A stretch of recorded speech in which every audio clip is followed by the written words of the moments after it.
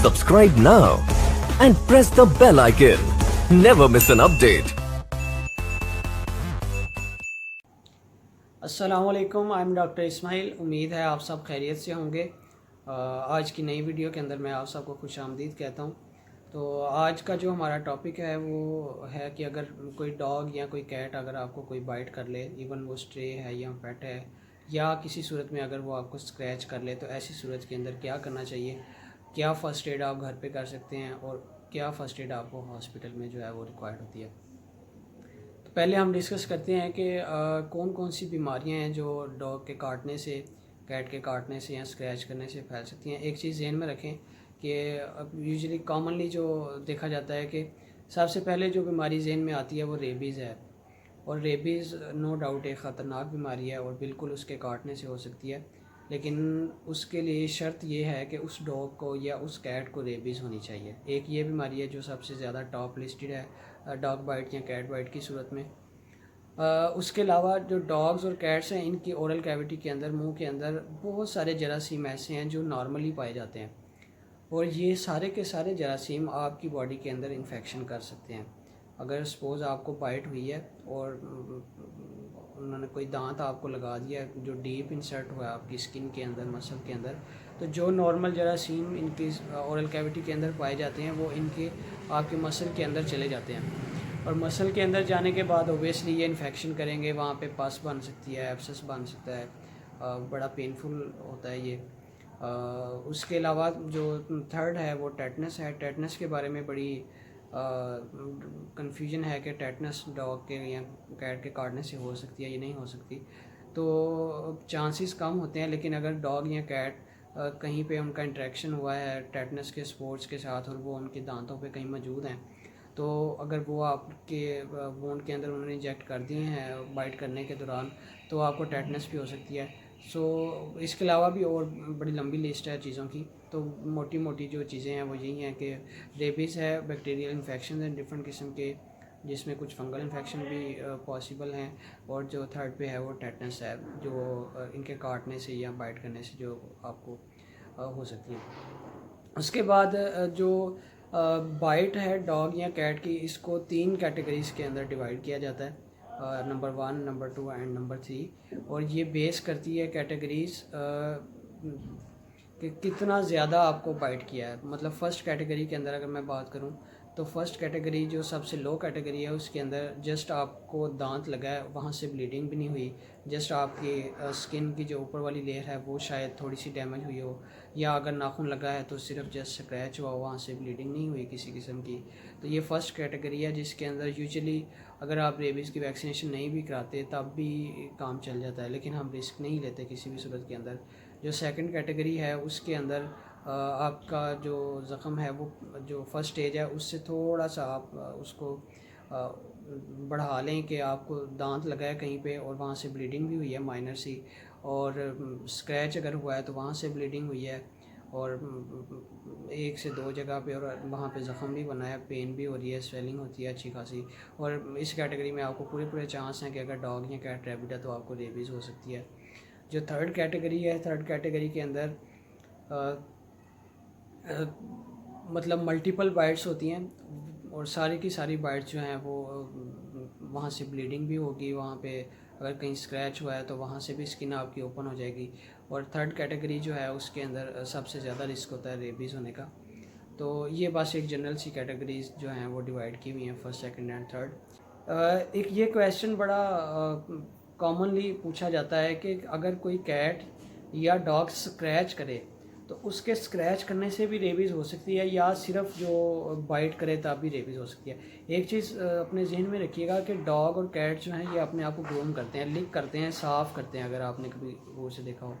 तो अगर कोई कैट या डॉग रैबिट है और उसके सलाइवा के अंदर रेबीज़ का वायरस मौजूद है, तो जब वो ख़ुद को साफ़ करेगा, या अगर सलाइवा ड्रूल हो रहा है उसके मुंह से गिर रहा है नीचे, तो वो पाँव पे जहाँ पे भी करेगा वो उसके पंजों पे लग जाता है किसी ना किसी तरीके से।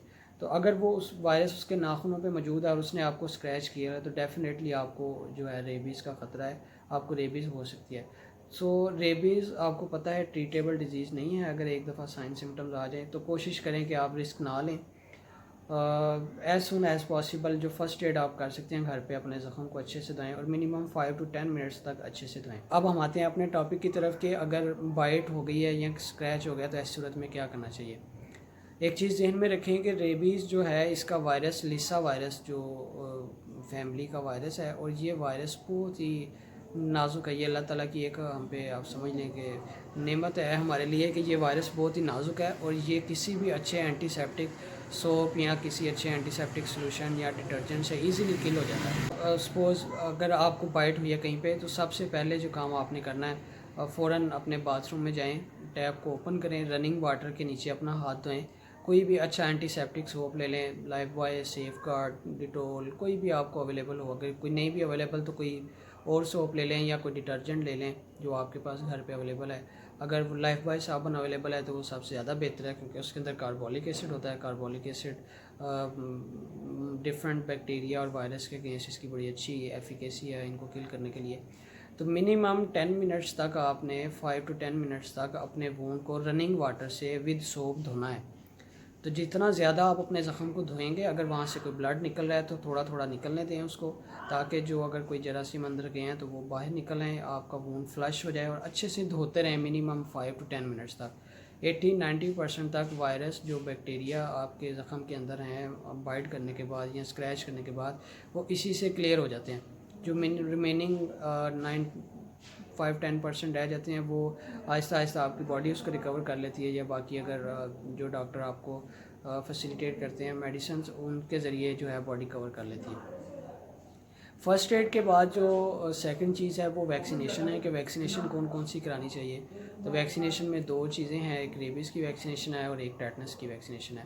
ٹیٹنس کی ویکسینیشن تو آپ کہیں بھی اپنے قریبی ہاسپٹل سے کرا سکتے ہیں یا کسی کلینک سے, that's not a big deal. جو مین ایشو آتا ہے وہ ریبیز کی ویکسینیشن پہ آتا ہے کہ ریبیز کی ویکسینیشن ایک تو اویلیبل نہیں ہے ہر جگہ پہ, اور اگر جہاں اویلیبل بھی ہے وہاں پہ بھی آپ کو مطلب ایزیلی اویلیبل نہیں ہے, آپ کو تھوڑی سی محنت کرنی پڑتی ہے اس کے لیے.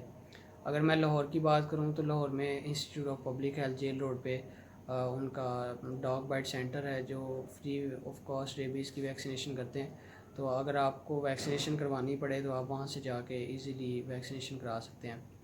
ریبیز کی ویکسینیشن کا جو شیڈول ہے وہ ڈپینڈنگ آن سچویشن ہوتا ہے کہ ڈاکٹر آپ کو کیا ریکمینڈ کرتا ہے. یوزلی جو نارملی شیڈول فالو کیا جاتا ہے اس میں فرسٹ ڈے پہ ہم شاٹ لگاتے ہیں, 0 ڈے کنسیڈر کرتے ہیں اس کو, پھر 3rd ڈے پہ لگاتے ہیں, پھر 7th ڈے پہ, اینڈ دین 28th ڈے یا 14th ڈے پہ لگاتے ہیں.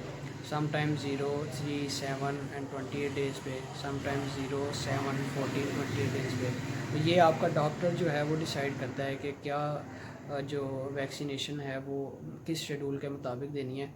اور ایک چیز ہوتی ہے ریبیز امیونوگلوبولنس بولتے ہیں ان کو, یہ اینٹی باڈیز ہوتی ہیں بنی بنائی, جو اگر آپ کو 3rd ڈگری بائٹ ہو یا 2nd ڈگری بائٹ میں بھی سم ٹائمز, تو یہ ریبیز امیونوگلوبولنس جو ہیں یہ آپ کے زخم کے اندر جہاں پہ آپ کو بائٹ ہوئی ہے زخم کے اندر انجیکٹ کی جاتی ہے, اور یہ اینٹی باڈیز اس لوکل ایریا کے اندر جو وائرس ہے وہ اس کو کل کر دیتی ہے اور آپ کی باڈی کو مزید پروٹیکشن پرووائڈ کرتی ہے, اور ساتھ آپ کو ویکسینیشن بھی دی جاتی ہے, اور ویکسینیشن کی وجہ سے آپ کی باڈی کے اندر جو ہے وہ امیونٹی ڈیولپ ہوتی ہے.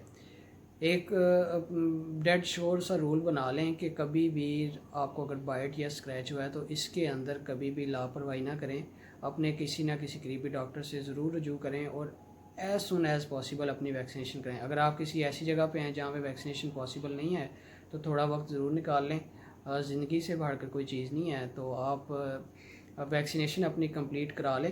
اس کے بعد جو ہے for the rest of life آپ پروٹیکٹڈ ہیں. جب آپ کو بائٹ ہوتی ہے مزید کبھی بوسٹر کی ضرورت پڑتی ہے تو آپ بوسٹر بھی ضرور کرائیں. ہم کیونکہ ویٹنیرینز ہیں ہمیں ہر ٹائم رسک ہوتا ہے ڈاگ بائٹس کا, کیٹ بائٹس کا, اسکریچ کا, ایون ڈیلی بیسس پہ بھی ہوتے ہیں ہمیں اسکریچ. تو سو وی آر ویکسینیٹڈ اور ہم ریگولرلی بوسٹر بھی لیتے ہیں اس ویکسینیشن کا.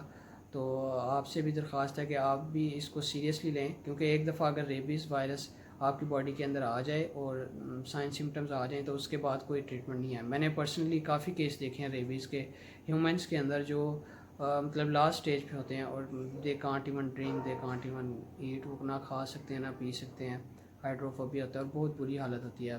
اللہ نہ کرے کبھی آپ کو کوئی ایسا پیشنٹ دیکھنے کو ملے. تو جتنا بہتر ہو سکتا ہے اپنے آپ کو پروٹیکٹ کریں، اپنے ساتھیوں کو بھی پروٹیکٹ کریں، اس انفارمیشن کو باقیوں کے ساتھ ضرور شیئر کریں۔ ویکسینیشن اور یہ جو میڈیکل کی جو فیسلٹیز ہیں یہ ساری بعد میں، اپنے زخم کو ضرور فوراً 5 to 10 منٹس کے لیے ضرور دھوئیں، اور دھونے کے بعد جو ہے پھر اس کو ڈرائی کر کے اگر بینڈیج کی ضرورت ہے تو ڈاکٹر سے رجوع کریں، اگر وہ آپ کو ریکمینڈ کرے تو پھر بینڈیج کریں، ادروائز وونڈ کو جو ہے اوپنلی ہیل کرانا چاہیے، اسٹچ نہیں کرنا چاہیے کیونکہ اس میں جراثیم ہوتے ہیں۔ اگر جو آپ کا سرجن ہے وہ یہ سمجھتا ہے کہ اس کو اسٹچز لگانے کی ضرورت ہے تو پھر اس کو اسٹچ لگائیں۔ امید ہے آج کی ویڈیو میں آپ لوگوں کو کچھ بیسک انفارمیشن ضرور مل گئی ہوگی ڈاگ بائٹ اور کیٹ بائٹ کے کیسز کے اندر۔ تو امید کرتا ہوں کہ آپ کو آج کی ویڈیو پسند آئی ہوگی۔ اپنا خیال رکھیے گا، اللہ حافظ۔